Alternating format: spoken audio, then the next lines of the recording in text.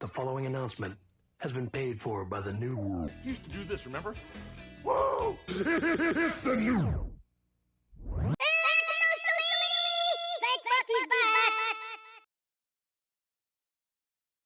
Everyone, welcome to the first chapter reading of the month of May 2024.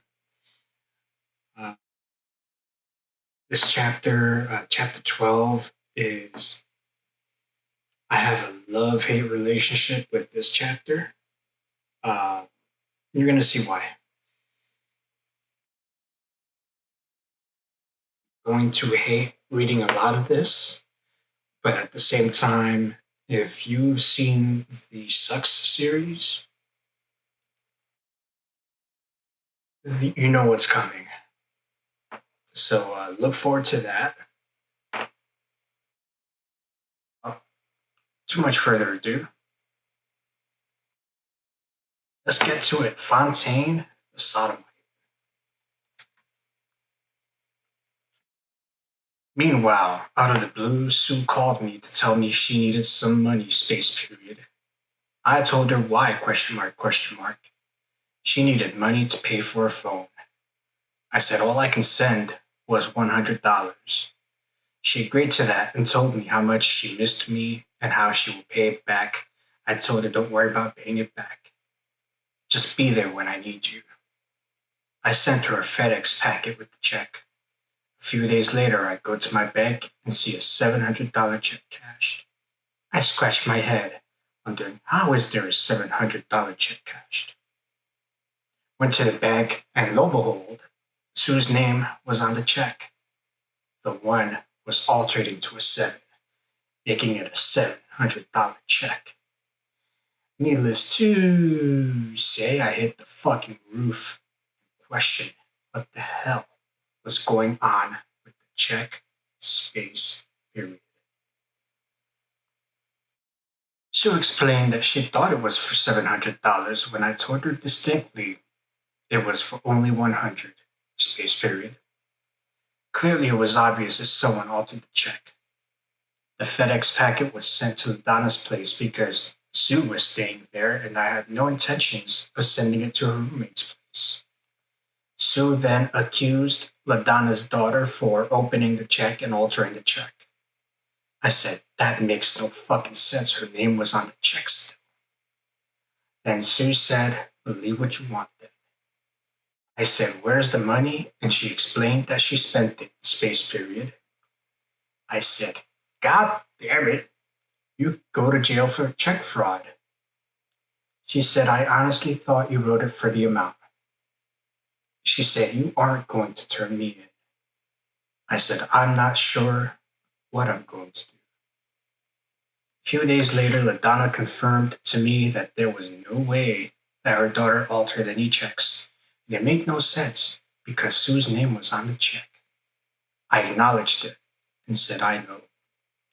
Then LaDonna told me Sue was sleeping with her boyfriend and caused them to break up. Said, no way. And she said it's true. I said Sue is getting out of control and is a downright user. Meanwhile, I was planning to open my karaoke business and was going to invest more money and do parties. I invested in a mixing board, DQ, 15-inch speakers and a mixing board. I was getting set up with a company called Oasis Karaoke and left the courier company, space period. Nigel was going to give me gigs, but got more wedding gigs on my own.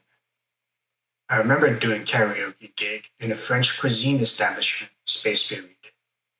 The lady was a very eccentric French lady in hot on uppers. Establishment called Bellevue Bakery. Mostly was a fine dining establishment, but catered to the karaoke crowd on the weekends. I remember while some old lady was leaving the restaurant, she was shaking her cane at me, saying, turn down, the music off. I guess it got people hopping up and down either for feeling the music or feeling to cut the speakers off. LOL. Nevertheless, it was a gig that was fun and put an extra $400 in my pocket. Worked on doing private parties as well. Things were getting fun, space period. Finally, one night, some drunk in there was heckling me when I was singing. I kindly told him to leave the premises, space period. He said he ain't going nowhere, and I said you need to leave now. Later on that night, the French lady questioned what had happened, and I told her I asked the guy to leave because he was heckling me and others who were singing. She obviously sided with him and said he was a personal friend and fired me and my services. I told her you're making a big mistake because the karaoke is putting people in here. She said yes, but she was going to end it anyway and go in a different direction. After I got my stuff, I said I'd give you about another couple of months that your business would be closed down. Sure enough, it closed down, but it was a month later. So I guess I cursed her in such a way that karma did her and her business in. Meanwhile, Fontaine was getting bigger, and I took him to the park and on daily walks. It would shed something awful on the oriental rugs at the house, so I had to use a rug treatment solution to make sure the rugs were clean and the fur wouldn't get clustered to the rugs. Fontaine was spoiled. I fed him human food along with dog food. He would eat the jar of peanut butter in one setting. I had to keep things out of reach. I remember having a lady that lowercase I was casually dating at the time sleeping with me in my bed. Fontaine hopped in and licked her butt. Girl jumped and said, "You know what your dog just did?" I said, "What?" He licked my butt. I said, "That should have felt good for you." Space period.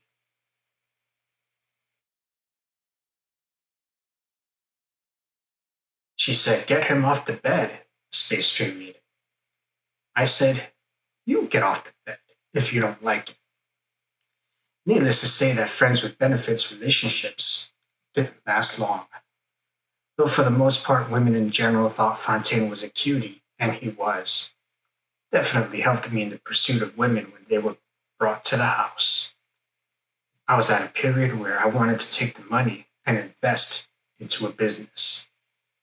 I was living off the money, and that wasn't what I wanted. Space period. I wanted to save some of it and invest. I took a trip to New Orleans right before Katrina. Drove it in one night. Went to Bourbon Street and took in the sights, sounds. Stayed there for about a week, and it was definitely a fun encounter. I bought this pimp's outfit, and it was definitely an eye catcher. Period. This was during Jazz Fest, and then from there to Las Vegas in 2004. Period. This made about the sixth trip out there. This trip I did it without Lisa, but we weren't speaking at the time. Stayed out of the Sahara this time and won some more money. This trip I checked with the private investigator where Sue was, and she was in uppercase jail again. Not learning from my last trip, I had a tension of seeing her but not wanting to go through the same merry-go-round with her again. I was hoping just to get her with me and I could scoop her up and take her back to Virginia. So I left for New Orleans, then to Vegas. Once I arrived, I waited a few days before I went to the jail to see Sue. After 4 days in Vegas checking out the sight and sounds, I went to the Clark County Jail. Talked with the bail's bondsman at length, and they told me she would be in my custody if I bailed her out. I explained to the bondsman this happened once and I didn't want to be responsible for her taken off on me again. If I want her out of jail to do what I did last time, and if they have to, they will release her from my custody, reimbursing me the amount if I need to be released from the bond. Just like last time, it was cut and dry. That afternoon, I went to visit Sue, and in the line, I saw her roommate in the line, and he spotted me. The bitch was in line and walked up to me and said the inmates are given 1 visit a day, and he wanted to visit her. I said it ain't going to happen. I drove out here to see her, and all the time he would hang up the phone when I called for her. This time, he's going to have to take a walk. Period. He said, let me see her. Period. I said, not a snowball's chance in hell. I said, how it feels to not being able to see her. I'm here and I'm seeing her. Period. It was poetic because he walked out the line with his face in his tail. When I saw her, I walked up to the window and said, I'm going to bail you out, but before I do, we are going to have an understanding. I'm not risking any more of my time dealing with the trauma. If you want to give me a fair shake, you'll come with me to Virginia. She said, yes, we can talk about it. I just want to get out of here. No tricks, scamming or playing games. As long as you know I can release the bond at any time, and by me getting you, you're under my custody, and if you leave me, I can release the bond. Do you understand me, Sue? She said, yes, babe, just get me out of here. So I released the bond, and off we went to my hotel room at Luxor. Again with the fucking Luxor. She took a shower, and this time around seemed more appreciative, like giving me a fantastic blowjob.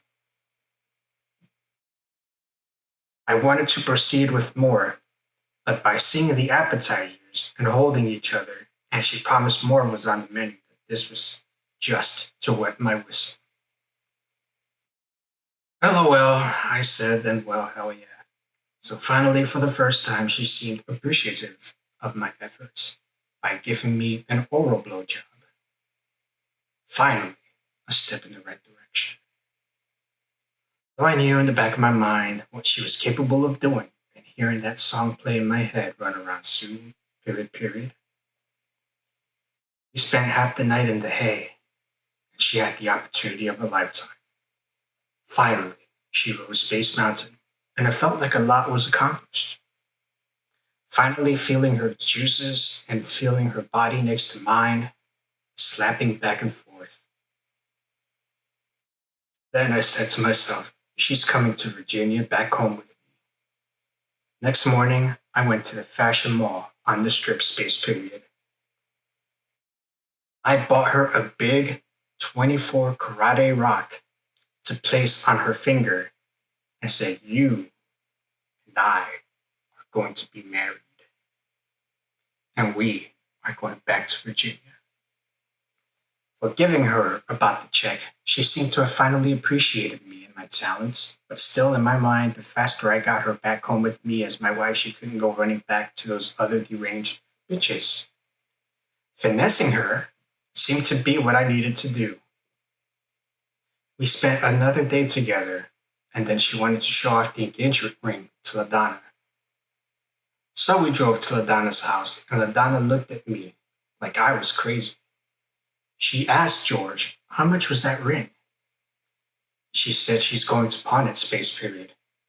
I said to LaDonna, no, because we are going to get married, and she's coming home with me back to lowercase Virginia. I wouldn't tell her the amount. I said it was a good deal at Zales. The night came about and Sue wanted to stay at LaDonna's, and I said, no, we need to get back to the Luxor and head back home and to your new home in Virginia. Just then, Sue unzipped the zipper and gave me another blowjob right in front of LaDonna. Sue then said, will this make you believe me? I'm not running out this time. I just need to hang out with LaDonna and get some things in order. So after that, all right, but I'll be back in the morning. I looked back at LaDonna and said, if she rings me as fast as you can, I'll be back at a moment's notice. I went back to Luxor and started gambling on the roulette wheel. Just then, around 5 a.m., I got a phone call from LaDonna. LaDonna told me Sue snuck out with someone while she fell asleep. I said, what the fuck? Exclamation mark. Any letters or notes that she would be back, and LaDonna said no. She then said, so knowing her, she's going to pawn your ring. Said, get back with me when you hear from her. I then proceeded to call the magistrate and then the bondsman. Supposedly, she told me that I was off the bond. I said, how is that? She said Sue came in with the money to release you from having custody. Then I said, how in the fuck is that possible? Then I realized it had to be the fact she hocked the ring. Asked the bondsman if she used the ring or paid cash, period. Bondsman proceeded in saying no, it was cash and no collateral. I said, are you sure there was a ring used? She said no. I told the bondsman what happened. She said, I'm sorry, but knowing her track record, you kind of knew this. I said, but we had an excellent evening. And she played me once again. Feeling all kinds of emotions. I was angry, to say the least. I called back Madonna and told her and asked if she spoke to Sue. Madonna then said no. But when she calls me, I'll let you know. Then Madonna said, you should definitely have learned your lesson. She is just evil. I said, yeah, it's taken me a while to get that point driven home to me that she's a great manipulator. Sure as hell, I wanted to try to get back my ring. Feeling dejected and full of anger, Madonna called me back and told me she just spoke to Sue and that Sue pawned the ring to get me released from the bond. I was angry and saw the color red. I said, surely this can't be true. So I went back to the bondsman asking for the money I originally put on Sue's books, space, period. She said that's non-refundable. I said, how in the hell isn't it not? She released me, so I need to be giving the original money I put on her books back. The bondsman said Sue paid the bond off completely, and I would to need to get what I put up from her. Exclamation mark, exclamation mark, exclamation mark. I was so angry. Not only did she scammed me out of the engagement ring, she scammed me out of the bond money. I stayed a week longer to get Clark County courts involved, and they told me it would have to sue Sue for petty larceny and or the bondsman who did the bond. I said, fuck it. I'll cut my losses and get the fuck out of here. Called Adana again and made mention of all of what happened, and she told me to cut your losses and never look back. I was so depressed and dejected. I asked again if she heard any more from Sue. She said, no. Then I said to Ladonna, I feel really bad if she would like to hang out and join me for a drink. She said, you come here and I'll cook you some dinner. So I went by and Ladonna cooked me some dinner. Hung out with her and she gave me a massage. No sex, of course, but the temptation was there. I went back home and told myself this was it with Sue, space period. So I thought, at least for the time being, leaving maybe a backdoor possibility with Ladonna. At this point, it was an option that I played with. After that, I was heading back home.